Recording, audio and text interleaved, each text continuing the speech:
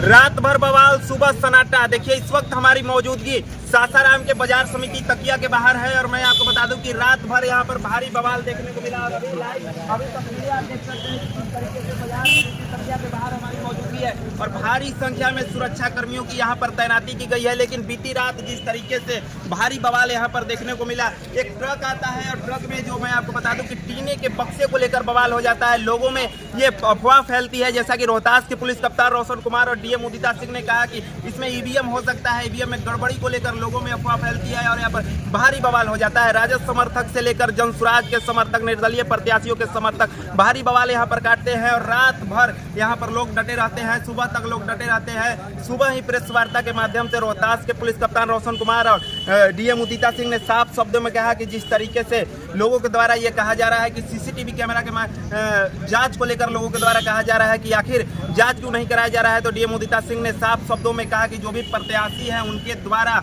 यहाँ पर देखा जा सकता है सीसीटीवी कैमरा को, तो वहीं देख सकते हैं कि किस तरीके से सुबह से ही हर चौक, हर चौराहे और खासकर यहाँ पर बाजार समिति तकिया के बाहर भारी संख्या में सुरक्षा कर्मी तैनात है। मैं आपको बता दूं कि जिस तरीके से वाहन आता है, ट्रक आता है, ट्रक में जो टीने के बॉक्स आते हैं वो बॉक्स खाली रहते हैं और जब समर्थक देखते हैं, राजद के समर्थक देखते हैं, उनका आरोप ये रहता है कि तकरीबन 7 बजे के आसपास ट्रक एंट्री करता है और 2 से 3 घंटे अंदर रहता है, जिसके बाद बवाल शुरू होता है। बवाल इतना होता है कि सैकड़ों की संख्या में सासाराम ही नहीं पूरे रोहतास जिले के 7 विधानसभा से लोग यहाँ पर पहुँच जाते हैं और लगातार ये पूरे बिहार में सासाराम चर्चा का केंद्र बन जाता है, पूरे बिहार में चर्चा का विषय बन जाता है। हालांकि जिस तरीके से राजद समर्थक और जनसुराज के समर्थक ये आरोप लगा रहे हैं, साफ शब्दों में ये आरोप लगा रहे हैं कि जिस तरीके से चुनाव आयोग गड़बड़ी कर रही है, लेकिन जिस तरीके से डीएम उदिता सिंह और एसपी रोशन कुमार ने साफ शब्दों में, रात में भी वो यहाँ पर डटे हुए थे, रात में भी मौजूद थे और सुबह 9:30 बजे उन्होंने सीधी तौर पर पत्रकारों से प्रेस वार्ता की और तमाम बड़ी बातें कही, तमाम बड़े खुलासे कहे,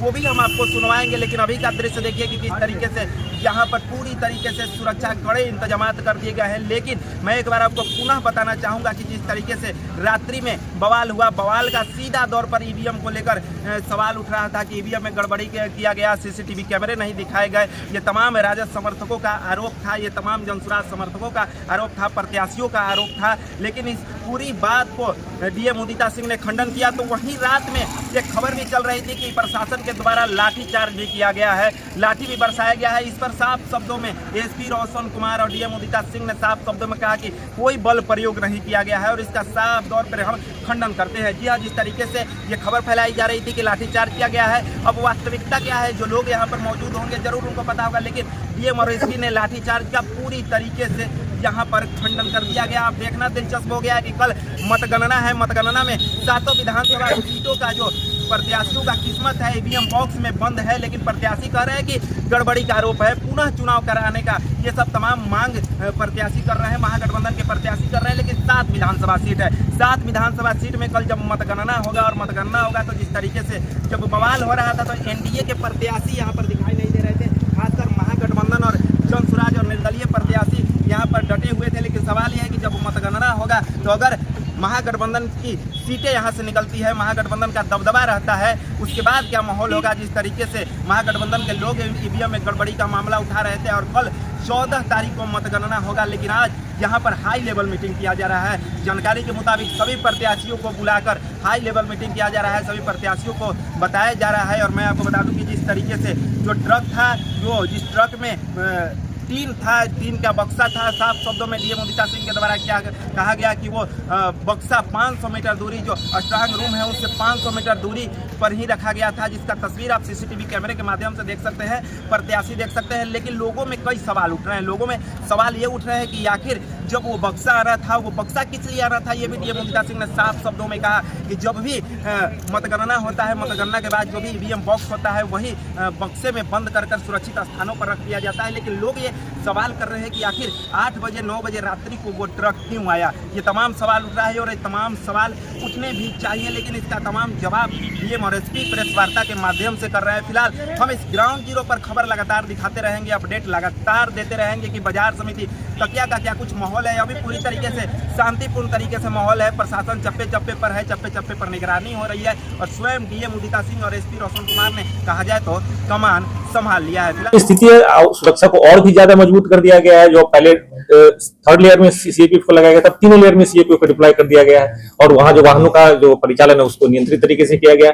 आप लोग को मैं स्पष्ट बात बता देता हूँ कि सारी चीजें ऑन रिकॉर्ड है। आपके जो कैमरे हैं, आप जो बाहर के कैमरे की बात बता रहे हैं, वो उस कैमरे में दिख रहा है कि कौन जा रहा है, क्या जा रहा है, वाहन को चेक किया गया, वाहन की एंट्री की गई है, उस वाहन के बाद भी जो चीजें गई हैं, जो लोग गए हैं, जो काम अंदर चल रहा है उसमें उस सारी चीजों की एंट्री की गई है, सारी चीजें ऑन रिकॉर्ड है और सीएपीएफ के थर्ड लेयर तक कोई बात पहुंची ही नहीं। तो किसी भी तरह के बहकावे में, कंफ्यूजन में या किसी तरह के अफवाह पर ध्यान नहीं दे। तो इसलिए ये आप लोग से अनुरोध है, किसी तरह का अफवाह नहीं फैलाएं। लोग ये सवाल कर रहे हैं कि ट्रक को रात में लाने की क्या आवश्यकता है? रात या दिन की बात सवाल नहीं, जो काम है वो होना है। उसका टाइमिंग को लेकर आप वो अलग मैटर, उसको लेकर अलग से जांच भी की जा रही है कि लेट क्यों हुआ या फिर टाइम पे उसका टाइमिंग वैसा क्यों था, वो अलग मैटर है। लेकिन उसमें कोई वायलेशन या कोई सिक्योरिटी ब्रीच नहीं है। सिक्योरिटी होने की वजह से ही उसकी एंट्री करके जांच करके तब उसको वहां रोका गया। लोगों ने रोका, गाड़ी रुक गई, इसमें ब्रीच क्या है? अगर इस तरह की बात सामने आई है तो इसके पीछे का मकसद क्या हो सकता है? क्या किन कारणों से इस तरह की बात सामने आई होगी? इसका पीछे कोई मकसद नहीं है। मकसद है पूरी पारदर्शिता है। आप आइए, सीसीटीवी कैमरा देखिए और संतुष्ट हो जाइए। समाचार संग्रह करने या फिर पत्रकारों के साथ भी मारपीट करनी, आप फिर मैंने पहले स्पष्ट किया, किसी के साथ मारपीट, पुलिस के द्वारा किसी के साथ दुर्व्यवहार है, मारपीट की बात एकदम गलत है। कोई आगे एक आदमी बताइए किसी पुलिस वाले ने किसी के साथ दुर्व्यवहार किया? चलिए, धन्यवाद। हैदर जी के साथ सर प्रेस वाला। देखिए, ये जो आप लोगों को पहले डीएमएम द्वारा बताया गया, इसमें 3 लेयर की सिक्योरिटी है। फर्स्ट लेयर जो है जिला पुलिस है, उसके बाद BSF Bihar special arm police है, उसके बाद सीएपीएफ और जो बीएसएफ का सिक्योरिटी वहां से कॉर्डन है, वहां से पूरा सीसीटीवी का कैमरे का कवरेज है।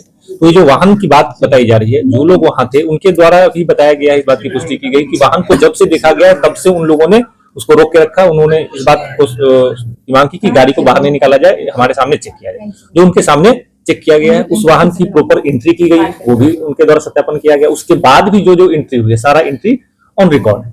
और जो गेट जहां से मतलब बीएसएफ का है और स्ट्रॉन्ग रूम है, वो कंप्लीटली सीसीटीवी से कवरेज है, उसका non stop uninterrupted triple layer उस पे बैकअप है। जो स्क्रीन है उसके लिए अलग बैकअप है, सीसीटीवी के लिए अलग बैकअप है और वहां प्रॉपर कंट्रोल रूम है जहां अभिकर्ता जो उनके द्वारा ऑथराइज हो कैंडिडेट्स, उनके लिए रहने का भी इंतजाम है, जो वहां बैठ के लगातार उसको देखते हैं। जो वाहन है उसने वो लेयर कभी पार ही नहीं किया है। उसने मतलब जो सेकंड थर्ड लेयर है उसको वाहन ने क्रॉस ही नहीं किया है, ये स्पष्ट है। वो सीसीटीवी फुटेज जो कैंडिडेट है वो या उनके ऑथराइज पर्सन जाके कभी भी देख सकते हैं। उसके लिए उनको ऑलरेडी बताया भी गया है जो लोग वहां थे कि आप जाकर सीसीटीवी फुटेज देख सकते हैं, उसका टाइमिंग, उसका ड्यूरेशन जो भी आप चाहे चेक कर सकते हैं ऑथराइज तरीके से। सासाराम के राजद विधायक के द्वारा कहा जा रहा है कि उन पर लाठीचार्ज किया, ये पूर्णतः गलत है। आप सब जब वहां, आप सबको पता है कि वहां बहुत सारे लोग थे, सब लोग वीडियो रिकॉर्ड कर रहे थे, तो किसी के पर कोई बल प्रयोग नहीं किया गया, न ऐसा कोई निर्देश था, न ऐसा कुछ था।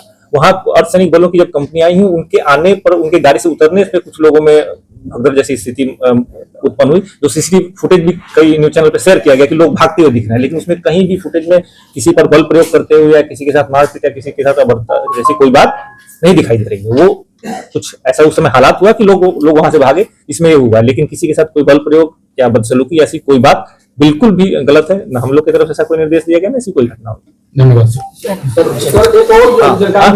की स्थिति बहुत ही अभी संवेदनशील है। कल हमारी काउंटिंग है, तो स्थिति वहां पे विधि व्यवस्था नियंत्रण के लिए भ्रामक अफवाहों का खंडन करने के लिए प्रेस वार्ता बुलाई गई। धन्यवाद। लेट से गाड़ी पहुंची, गाड़ी 7:59 में एंटर की थी, जो रिकॉर्ड से देखा जा सकता है। और दूसरी बात है, वो ट्रक जो है, जो हमारा स्ट्रॉन्ग रूम्स हैं, जो 7 स्ट्रॉन्ग रूम है, उससे 500 मीटर से अधिक दूरी पर ही खड़ी थी वो गाड़ी और वहीं पे खड़ी रही और उसके बाद उसकी जांच की गई। और वहां पे अभ्यर्थी जो मौजूद थे उनके द्वारा भी स्पष्ट रूप से बोला गया कि ट्रक खाली है, इसमें कोई संदेह की बात नहीं है। दूसरा एक और एंगल उठाया गया था कि सीसीटीवी काम नहीं कर रहा, ये भी पूर्णतः गलत है। सारे सीसीटीवी काम कर रहे हैं और एक व्यूइंग सेंटर बनाया गया है जिसमें कि अभ्यर्थी या फिर उनके द्वारा जो ऑथराइज्ड एजेंट्स हैं वो जाकर अपना सीसीटीवी फुटेज देख सकते हैं। जो भी जितने भी स्ट्रॉन्ग रूम है उनका जो एंट्री एग्जिट गेट है उस पर डेडिकेटेड सीसीटीवी लगाए गए हैं और परिसर में भी सीसीटीवी लगाए गए ताकि, और वो जो 7 हमारा स्ट्रॉन्ग रूम है, सारे स्ट्रॉन्ग रूम में सिर्फ एक एंट्री एग्जिट गेट है सारे स्ट्रॉन्ग रूम, उसके आगे सीसीटीवी लगाया गया है। और जो 3 लेयर सिक्योरिटी फोर्सेस है उसकी जानकारी अब एसपी साहब द्वारा आप लोग को दी जाएगी। मुंबई में एक आरोप लगाए जा रहे हैं, गेट के सामने जो प्राइवेट मकान है उस पर 2 सीसीटीवी कैमरे लगाए गए हैं, उसको दिखाकर बताने की कोशिश की जा रही है कि इस वह ट्रक को ले जाने से पहले उस सीसीटीवी कैमरे के साथ छेड़छाड़ किया गया है, उसका डायरेक्शन चेंज कर दिया गया है। ये सब प्राइवेट जो बिल्डिंग है उसके सीसीटीवी से हम लोग का कोई लेना देने नहीं है। ये सब अफवाह क्रिएट करने की कोशिश की जा रही है। उस ट्रक का सभी के समक्ष वहां पे उपस्थित वीडियोग्राफी भी है, जो अभ्यर्थी हैं उनके जो समर्थक थे वो गेट से इतना पास था कि समर्थकों द्वारा भी देखा जाता है, एक एक बक्सा उतारा गया, वो ट्रक पूर्णतः खाली था, हर बक्सा पूर्णतः खाली पाया गया है और वो ट्रक अभी भी वहीं पे बाजार समिति में प्रेजेंट है। आपके ऊपर एक और आरोप लगाए गए हैं, वो जो नोखा विधायिका है उनके द्वारा आरोप लगाया गया है कि डीएम के द्वारा कहा गया कि आप लोगों को जो करना है सो करिए, हमको जो लगेगा सो करेंगे, और उनके द्वारा इस तरह से बात कहकर मामले को कहीं न कहीं बिगाड़ने की कोशिश। नहीं महोदय, देखिए एकदम स्पष्ट है जो नियम है, क्योंकि अभी निर्वाचन आयोग का जो नियम है उसके तहत ही हम लोग बंधे हुए हैं और निर्वाचन आयोग का जो सारे नियम है उसका अक्षरशः अनुपालन किया जा रहा है। पुष्टि हुई है। फिलहाल ये वीडियो आपको कैसा लगा कमेंट बॉक्स में जरूर बताइएगा, अच्छा लगे तो शेयर जरूर करिएगा। धन्यवाद।